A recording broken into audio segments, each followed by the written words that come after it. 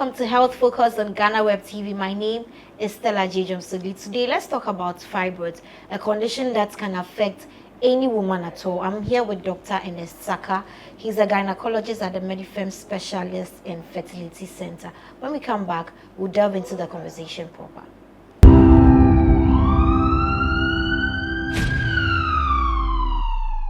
Welcome back from that break. Hello, Doc. I'm very happy that you have agreed to talk to us about this very important subject. So usually when I'm talking to doctors about certain conditions, I want to eliminate some misconceptions first before we deal with the problem actually.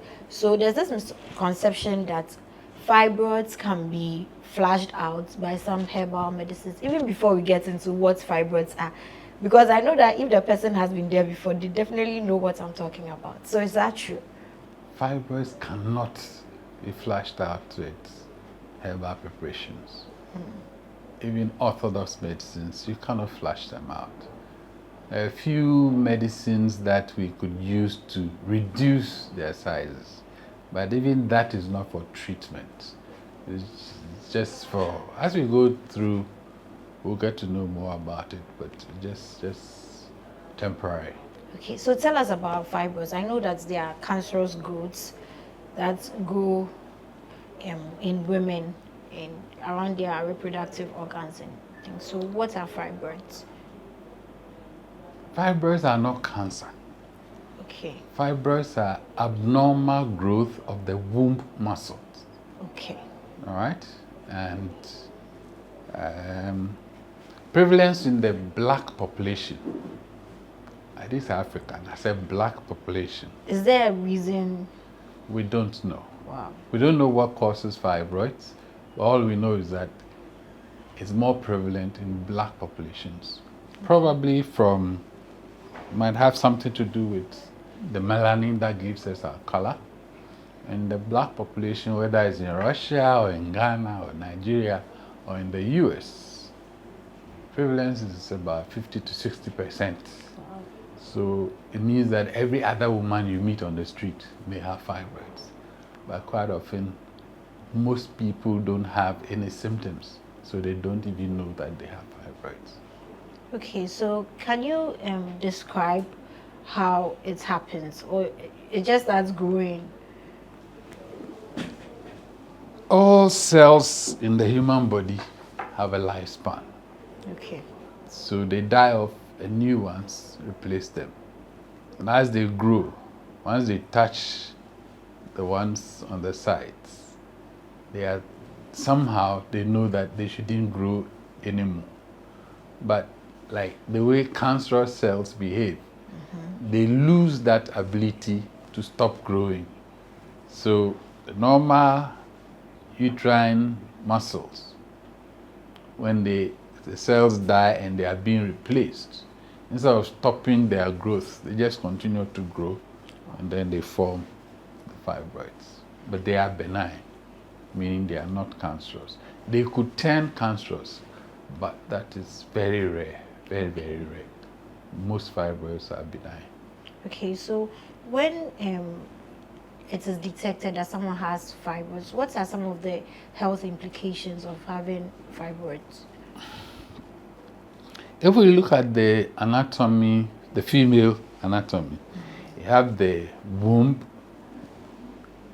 In front of it is the bladder. Behind it is the rectum. And by the sides, you have the tube that links the kidneys to the bladder, the ureters. Now, let's take the front one first, the bladder. The bladder's function is to store urine. Urine is being formed continuously from the kidneys, and the bladder stores it until it's convenient. So you go to the washroom, open the tap, the urine comes up. So the bladder behaves like a balloon. It opens up to store the urine up to a certain limit. You feel like you want to wee-wee, you go pass it out, and it collapses.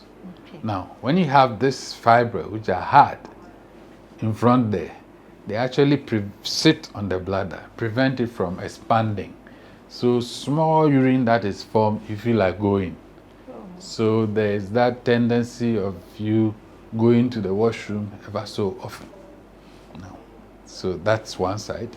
If you're unfortunate and the fibroids are at the base of the bladder, they sit on the sphincters.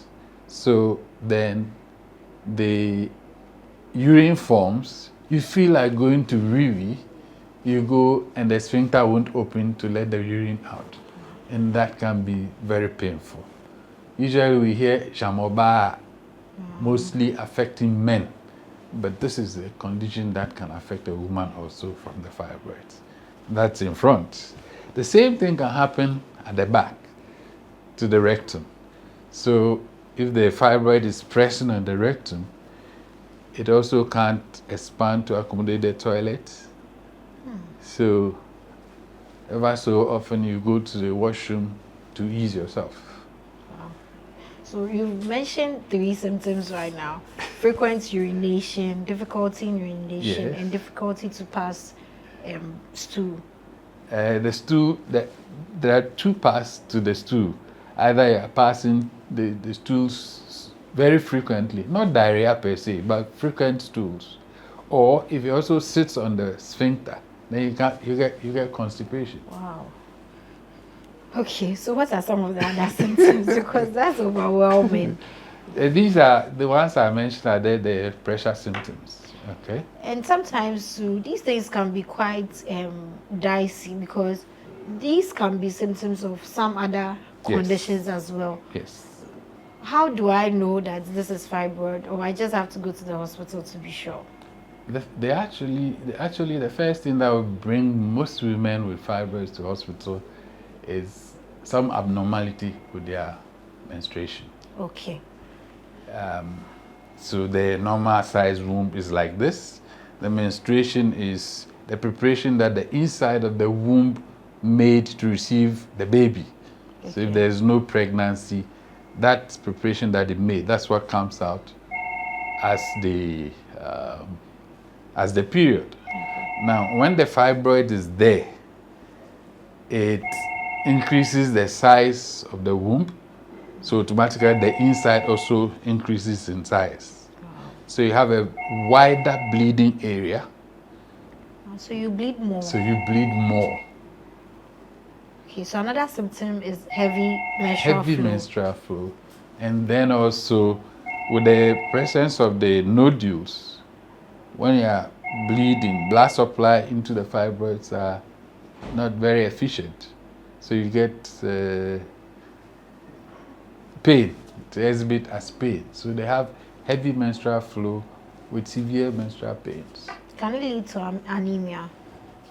Definitely, if you are losing more blood than you are making, you get anemia. The fibroid won't kill you. It's the side effects that will kill you. Because if you are losing more blood than the body can make, definitely with time your blood levels will go down, down, down. You become anemic. That anemia can lead to all kinds of failures: heart failure, strokes, kidney failure, liver failure, all kinds of organ failures. So you mentioned that some of the growth is benign. So it means that it's not cancerous or harmful, but longevity of it being on you, can it cause any other problems apart from like the symptoms that we've mentioned? Yes. So we talked of its effects on the pressure symptoms, yes, on the bladder in front, yeah, the rectum at the back. On the sides, I said we have these tubes that connect the kidneys to the bladder. Yeah. If they grow on the sides, they can obstruct those tubes. You get hydronephrosis and back pressure into the kidney. They can destroy your kidney. Wow. So are there types of fibroids, and how, depending on the types, what is the impact level? The main thing is the growth of the womb muscle. Now, as it grows, it could either stay in the muscle and expand the whole womb, where we call it intramural, or it can grow into the cavity itself and become submucous, or grow outwards, so it's on the surface, where we call it subserous. Now, if it's subserous, It doesn't cause too much trouble sometimes. That is when it has really gone out of the womb itself. The only thing is that it could become pedunculated, develops a stalk, and it can twist on itself. But can you feel it outwardly? Depending on the size. Most times it's quite big. You're not supposed to be able to feel your womb. Yes. Okay? So anytime you can feel your womb, that means it's bigger than 3 months pregnancy size. Wow. Forgive me, I'm just stunned because this is a condition that affects only women.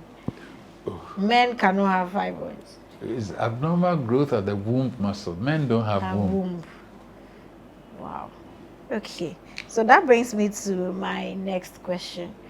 What causes fibroids? Is there any health, lifestyle, anything, or maybe hereditary? There's nothing that causes fibroid. We don't know the cause of fibroids. So you can just be there and there will be an abnormal growth in your womb. All we know is that it's more prevalent in black women. If you have family history, your sister, your mom, your aunties have fibroids, you have a higher risk. If you have low parity, the womb is for procreation. So if you are not making use of it, then there's some stone will make use of it for you. That's another thing that we hear a lot, that if you don't give birth early, you may... It's a risk. It doesn't mean that everyone who doesn't give birth will have it. So can I say that in reverse, in order to prevent yourself from getting fibroids, you should try and... Because I remember the last time Dr. Henaku said something that by age 23, you're supposed to have already given birth. But right now, you know how our educational system is. By the time I'm out of the university, I'm already 23, and I'm just out of the university. I can't give birth right now. Those are statistics. Yeah, statistics. Thank you very much. That's quite refreshing. Because you can't just get up and go and start giving birth. Yeah. So are there any implications on fertility? Yes. Let's talk about that. Fertility, fibroids, in quotes, do not cause infertility. Okay. Fibroids do not cause infertility. In quotes. Okay. Yeah? It's not completely correct. They can cause infertility if they block both of your tubes. Okay. So you should have one blocking this and the other blocking the other one.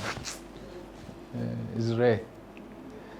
Rather, if you have a fibroid that is just under the endometrium, when fertilization occurs, the baby comes to implant on that. It doesn't get enough blood supply, so it will drop.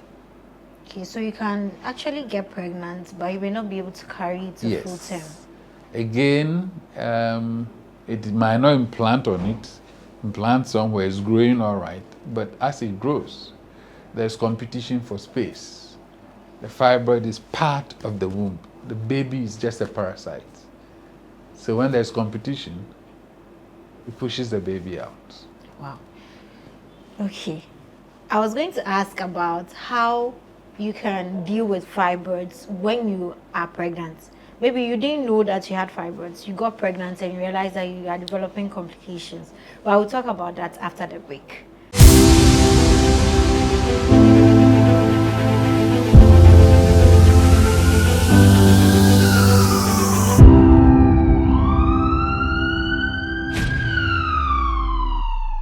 Welcome back from that break. So before the break, I was asking Dr. Saka about some of the complications that may arise because you have fibroids and you're pregnant.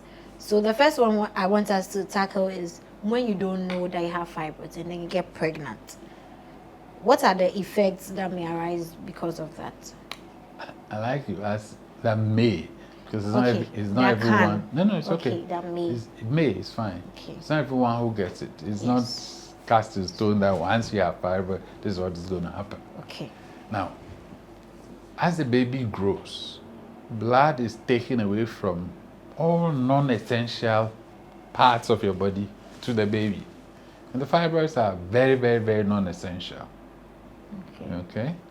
So, if you take any part of your body, blood supply is from the middle and it goes outwards. Okay? But in the case of the fibroids, because they are growing out of something pre-existing, their blood supplies from the surface, periphery, to the inside. So as the pregnancy progresses, blood supply to the center is compromised, and that manifests as pain. Pain during pregnancy? Pain during pregnancy. Wow. Some of them get severe pain, as if they're already in labor. Can it be compared to menstrual cramps? Or is nothing compared to menstrual cramps? I've never had menstrual cramps. You can't relate. I understand. Yes, but some of them have so much pain, we have to admit and give drips and medications and things like that. It doesn't matter the size. I can't look at yours and say, oh, yours is only 2 centimeters, so you're not going to have it. So what I do is, if I'm doing the scan routinely, I find a nodule somewhere, I'll tell you, Madam, this is what we are seeing. I'll show you on the screen. This is what we are seeing. This is what may happen. May. It's not everybody who gets it. Some have huge ones. They don't have any problems. They go through their pregnancy and even deliver by themselves without any issues. Wow. Others have small ones. It gives them so much problem during the pregnancy. But it's so common, it has its own name. We call it red degeneration. Because during that time, if you cut it, you see that the whole of inside has become red. It's called red degeneration. So in that case, what do you do if the person is in so much pain? Do you have to pain relief? Pain relief. Mm-hmm. What are some of that? Does it really necessitate EOU or? Oh, not necessarily. Not necessarily. No. The person can still carry it. Can still carry it to 10. Okay, but are there instances where because of fibroids people get miscarriages? Yes. I talked about competition for space. Yes. The fibroid will push the baby out, and that will result in a miscarriage, especially if it's inside the cavity. Okay. And then another problem with pregnancy is after delivery. You know, after the uterine muscles are designed in a mesh-like fashion, and the blood vessels go through like that to supply the placenta. Yeah. Okay? So after delivery, when the placenta is also out, the womb muscles contract like that to serve as like a ligatures on the vessels that will come into supply. Okay. Now, in the presence of the fibroids, that action is not efficient. So you have the blood vessels being open for a long time, and they cause postpartum hemorrhage. Fibroids could give you that. Hemorrhage is you be losing blood. Yes. Wow. So that's after delivery. After delivery. So that brings me to this part of it. We've heard that usually if you have fibroids, the best thing to do is to go for a surgical operation, go for it to be removed. How true is that? It's not all fibroids that need to be removed. Okay. It depends, when does it become necessary to have it depends on what effects it's having on you and then the size. Okay. The effects it's having on you if it's sending you to the washroom so quickly, or you are bleeding so much and you are becoming anemic, then it has to be dealt with. Okay. But if it's not giving you any problems? If it's not giving you any problem, it's just on small ones. We'll just wait and see. If it doesn't give you any problem, we'll leave it. If it starts causing trouble, then we'll go after it. Okay, so between the surgical way of treating it and the non-surgical, which ones prove to be more efficient? Because there's also this notion that, I don't know if it's a fact, that's why I'm asking you, that fibroids may grow back even if you try to remove them. Now, fibroids are abnormal growth of the womb muscle. So you found a fibroid, you've gone and removed the nodule, you still have womb muscle. So they could develop again. So it's not what you removed that has gone back. As long as you still have your womb muscle, it's not every black woman who has fibroids. Yes. So whatever is in you that caused your womb muscle to develop the fibroids is still there. So we remove the fibroids, and the womb muscle is still there, so you could develop it again. So the sole purpose of the womb is for procreation. Okay. So remove the nodules so that you can have your children. So if you've completed your family, you don't have any intention of having any more. The ultimate is to take the whole thing out. Take the womb out. So there will be no womb muscle to develop the fibroid again. Earlier, we're having this conversation where I was telling you that I don't feel like it's fair because I'm just a girl who has a womb. Why do I have to go through all this just because I have a womb?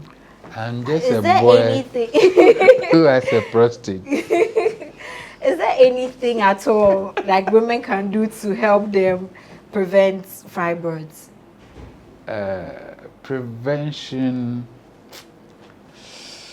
Have your children as quickly as you can. Start having the children early. Don't over postpone. But that goes with other things. Yes. Yeah. So don't wait too long. Okay. Don't wait too long. Okay. The last time Dr. Hendaku mentioned 23 years. What age? I'll put any cap on it. I will put any cap on it because society is dynamic, very dynamic. Okay, there are other things that come in to determine when you think you want to start having children. So you balance it out. So all I can say, don't wait too long. How late is too late? 35. 35, you haven't started. That is a bit late. Technically, after 35 years, when you get pregnant, we call it elderly primate. And even that is a diagnosis for cesarean section. Wow. I've heard enough. So my key takeaways have been that there's really no direct cause of fibroids. Just because you have a womb, you are likely or you're at risk of getting it. And if you have any family member who has had it before, you can also get it. And it's not every fibroid that needs to be taken out surgically. If it's not giving you problems, the doctors will wait and see, in your words. Yeah. They wait and see, and it can cause other challenges for you. But last but not the least, is it really a scary condition? That, like, if you go to the hospital and they tell you that you have fibroid, is it supposed to scare you? Because sometimes I know someone who had fibroids and the person passed away on the surgical table just because she was afraid of what might happen to her. So is it something that, the mental aspect, is it something that you're supposed to be afraid of, or it's not so bad? I don't think you should be scared. At least these days, surgeries have become safer and safer. New drugs, new anesthetic drugs have been developed. Even currently, we hardly put patients to sleep. So we do the surgery and having a chat with you. So you shouldn't be scared. It shouldn't be that scary. So fibroids are not life-threatening? No, at all. Okay. They are That's not. comforting. They're not. That's comforting. Thank you very much, Dr. Saka, Welcome. for having this conversation with us. So that'll be the end of our conversation today on fibroids. My name is Stella J. Johnsudi, and this has been Health Focus on GhanaWeb TV. See you in another episode.